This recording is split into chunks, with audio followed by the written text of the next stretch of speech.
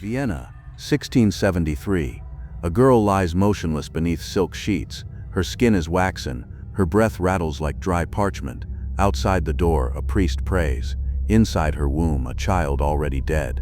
She was 21, and for the Habsburg Empire, she was never a daughter, never a wife, only a vessel. You know her face. You've seen her immortalized in gold leaf and oil, that little girl at the center of Las Meninas, gazing from a canvas as if time could not touch her. But time did touch her, and it crushed her. This is the story of Margarita Teresa, the girl born from incest, bred for empire, and buried before she could become a woman. Stand before Velázquez's Las Meninas in Madrid's Prado Museum, and you'll see her, a golden-haired child in silver silk, luminous against the shadowed palace chamber. Art historians call her the most famous child in Western art, frozen forever in a moment of courtly splendor. Tourists snap photos, students sketch her dress. Everyone sees a princess beloved, a child bathed in Spanish sunlight and artistic genius, but the painting was a lie. Behind that ethereal light lay something far darker, a web of suffering, genetic decay, and dynastic obsession that would consume not just one little girl, but an entire empire. The child you see smiling from that canvas wasn't posing for posterity. She was being catalogued, inventoried, prepared for a fate that would break her body and bury her name beneath the weight of Habsburg ambition. This is the story the painting could never tell. In the summer of 1651, as Spanish courtiers celebrated the birth of another Habsburg princess, they had no idea they were witnessing the beginning of the end. Margarita Teresa came into the world screaming, healthy lungs, golden hair, and miraculously, no visible deformities. In the House of Habsburg, this was nothing short of miraculous. Her father, Philip IV of Spain, had married his own niece, Mariana of Austria. It was the Habsburg way: keep the bloodline pure, keep the power concentrated, keep the empire in the family. For 2 centuries, they had wed cousin to cousin, uncle to niece, creating a genetic labyrinth that was slowly strangling itself. The results were becoming impossible to hide. Walk through any Habsburg portrait gallery, and you'll see it: the telltale jutting jaw, the vacant stares, the subtle signs of developmental disorders that court painters tried desperately to disguise. Mental illness ran through the bloodline like poison in well water. Infertility was epidemic. Children were born twisted, died young, or never came at all. But Margarita was different. She was their golden egg, their genetic lottery ticket. While her half-brother Charles, the heir to the Spanish throne, already showed signs of the family curse with his protruding jaw and developmental delays, Margarita bloomed. She was intelligent, beautiful, and worst of all for her future, fertile. The court doted on her. Philip IV, aged and worn down by decades of warfare and family tragedy, found in his youngest daughter a flicker of hope. She could speak multiple languages by age 4. She danced with grace that reminded courtiers of better days. And when Velázquez painted her at age 5 in what would become Las Meninas, he captured something that perhaps even he didn't fully understand: a child already being transformed into a symbol. In the painting, she stands at the center of everything, surrounded by adults whose lives revolve around her existence. But look closer. Her dress weighs more than she does. Her posture is already formal, already rehearsed. At 5 years old, Margarita Teresa wasn't playing princess. She was being prepared for market, because across the mountains in Vienna, her uncle Leopold I, Holy Roman Emperor and Margarita's future husband, was already counting the years until she would be old enough to ship to Austria. The betrothal contract had been signed when she was barely out of swaddling clothes. Every lesson, every portrait, every moment of her childhood was calculated to increase her value as a breeding vessel for the Habsburg dynasty. She wasn't being raised, she was being prepared, like livestock. The letters still exist in the Austrian state archives, hundreds of them, written in Margarita's careful Spanish script during her journey from Madrid to Vienna in 16. She was 14 years old, traveling for weeks across hostile territory, to marry a man she had never met. A man who was both her uncle and her cousin, a man twice her age who would address her by the diminutive Gretel, while she, in return, would call him uncle for the rest of her short life. But reading those letters is like watching childhood die in real time. In the early entries, she writes about her dolls, packed carefully in silk-lined trunks. She describes the countryside, the strange foods, the discomfort of the carriage. She asks when she might return to Spain for a visit. She signs the letters "Your devoted daughter," not "Your future empress," because Margarita still believed she was a person, not a policy. Vienna hit her like a slap of winter air. The Habsburg court there was everything the Spanish court was not. Cold, formal, suspicious of outsiders. She spoke no German.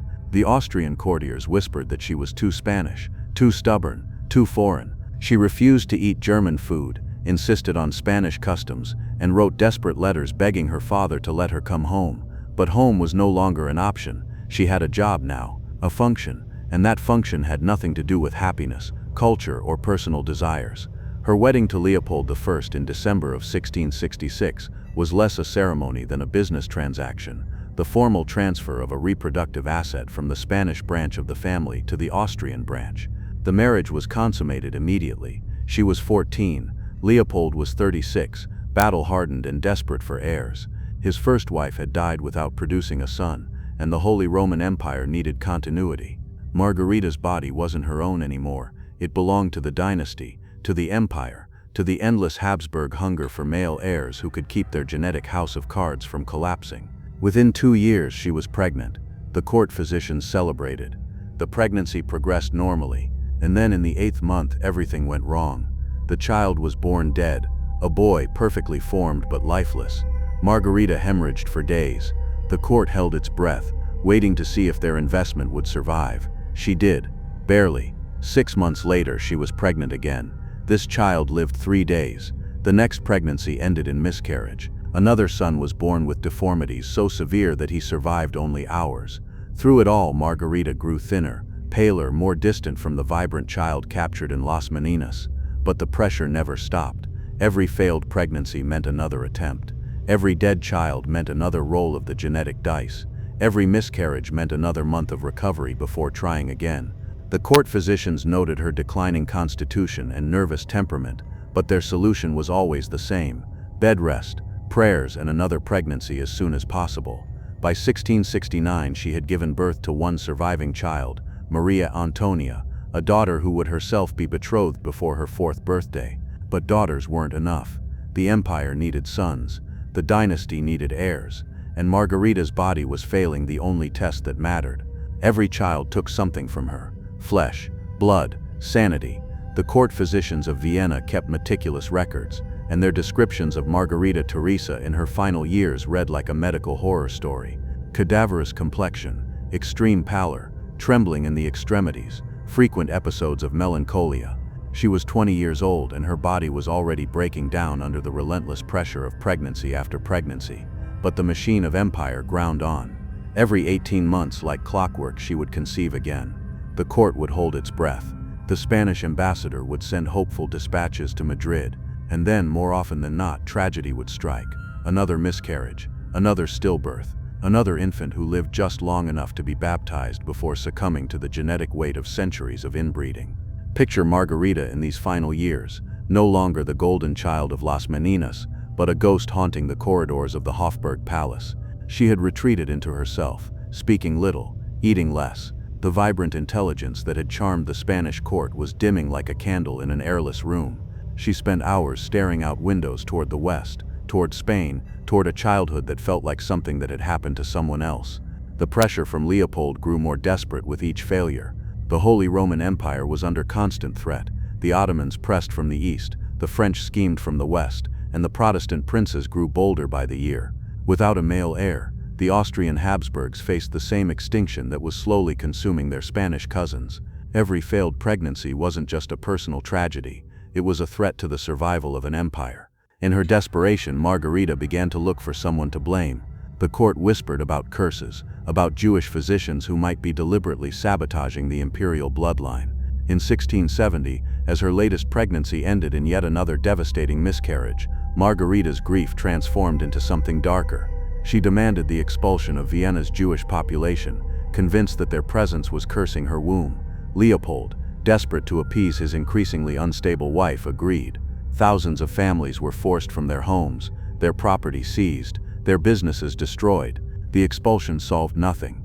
Margarita's next pregnancy would end just as tragically, but it revealed how far the dynasty's obsession with its own survival had corrupted even its victims. Her surviving daughter, Maria Antonia, was already being groomed for the same fate. At 4 years old, she was betrothed to the Elector of Bavaria. The child spent her days learning languages she would need for her future court. practicing the posture and deportment that would make her valuable to her future in-laws. Watching her daughter prepare for the same life of dynastic servitude that was killing her, Margarita began to withdraw even further from reality. The hallucinations started sometime in 1672. Court records mention episodes of distress and conversations with persons not present. The physicians prescribed bloodletting, prayer, and more bed rest. But Margarita was disappearing, piece by piece, into a world where the weight of empire couldn't crush her, where her body belonged to herself, where children lived and empires didn't matter. In the spring of 1673, she conceived for the 6th time. By now everyone knew how this would end. The physicians went through the motions, the court prepared for another tragedy. And Margarita, perhaps sensing that her body had finally reached its limit, seemed almost relieved. The pregnancy progressed badly from the beginning. She was bedridden by the 4th month, racked with pain and bleeding. The child moved less with each passing week. By winter it was clear that both mother and baby were dying. On March 12, 1673, Margarita Teresa went into labor. The child was already dead. She hemorrhaged for hours before following her unnamed son into the darkness. She was 21 years old. Her daughter will live, but the bloodline won't. Within 6 months of Margarita's death, Leopold I had remarried. His new bride was Claudia Felicitas of Tyrol, a 17-year-old chosen specifically for her robust health and proven fertility. Her mother had successfully produced 12 children. The Holy Roman Empire couldn't pause for grief when it needed heirs. But the Habsburg obsession with genetic purity had created a problem that no amount of healthy new wives could solve. The damage was already done, encoded in the bloodline itself, passed down through generations of cousins, marrying cousins, uncles wedding nieces. Margarita's daughter, Maria Antonia, carried those genes to Munich, where she married Maximilian Emanuel of Bavaria, and dutifully produced the next generation of Habsburg-adjacent royalty. Her son Joseph Ferdinand became the brief hope of the Spanish succession. When Charles II, Margarita's deformed half-brother, finally died childless in 1700, Joseph Ferdinand was designated as his heir. The boy was 6 years old, the last genetic link between the Austrian and Spanish branches of the Habsburg tree. For a moment it seemed like Margarita's sacrifice might have meaning after all. Joseph Ferdinand died of smallpox 6 months later. The War of the Spanish Succession erupted almost immediately. For 13 years, Europe tore itself apart over the question of who would inherit Charles II's throne. French armies marched across Spanish soil. British fleets blockaded Mediterranean ports. Hundreds of thousands died in battles from Gibraltar to the Netherlands, all because the Habsburg family tree had grown so inbred that it could no longer produce viable heirs. The Spanish Habsburg line ended not with conquest or revolution, but with genetic collapse. Charles II had been so deformed by centuries of inbreeding that court painters struggled to make him appear human. He suffered from severe learning disabilities, couldn't chew solid food, and was likely impotent. His jaw protruded so far that he couldn't speak clearly. His tongue was too large for his mouth. He had seizures, drooled constantly, and showed signs of severe developmental delays. He was the final product of the same system that had consumed Margarita Teresa, the logical endpoint of a dynasty that valued genetic purity over genetic health. When he died at 38, unable to produce heirs, the Spanish Empire passed to the French Bourbons. The Habsburg dream of universal monarchy crumbled into dust. But walk into the Prado Museum today, and there she is. Margarita Teresa, forever 5 years old, forever smiling that enigmatic smile that has captivated viewers for centuries. Tourists pose for selfies with Las Meninas. Art students analyze Velázquez's revolutionary use of perspective. Tour guides discuss the painting's influence on centuries of artists from Goya to Picasso. None of them see the truth hidden in that luminous chamber. The child at the center of the composition isn't a princess, she's a sacrifice. The light that seems to bless her is actually exposing her, presenting her for inspection, for evaluation, for sale. She stands surrounded by adults whose lives depend on her future fertility, wearing a dress so heavy with silver thread and dynastic expectation that a modern child couldn't even stand upright in it. The painting isn't a celebration of childhood or royal splendor, it's a business presentation, a catalog entry. A bill of sale for a little girl who would be dead before her 22nd birthday, killed by the very system that had made her immortal in oil and canvas, still trapped in a dress too heavy for a child, still painted into a lie. Every year, millions of visitors pass through the Prado Museum's Room 12, drawn by the magnetic pull of Las Meninas.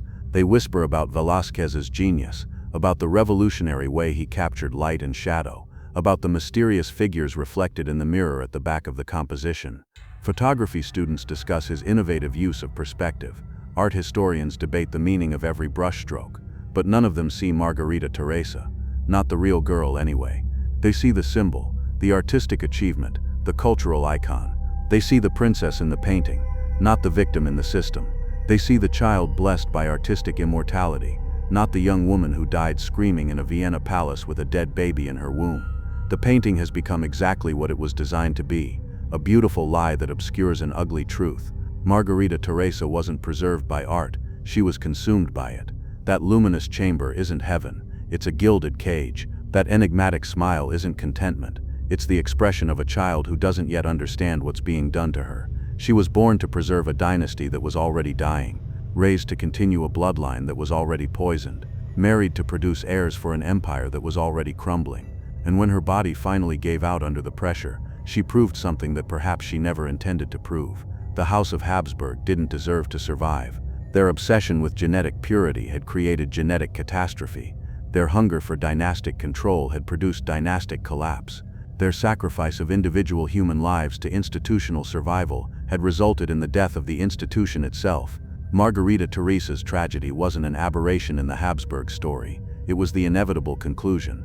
She never had a chance to be anything other than what they made her, never had the opportunity to choose her own path, speak her own words, or live her own life. She was born a princess and died a vessel, and history remembers her only as the pretty child in the pretty painting, forever frozen in a moment of childhood that was already being stolen from her. But perhaps that's the most haunting truth of all. In trying to preserve their dynasty through her sacrifice, the Habsburgs created the perfect metaphor for their own moral bankruptcy. The girl who never stood a chance became the symbol of an empire that didn't deserve one. She was born to save a bloodline. Instead, she proved it deserved to fall.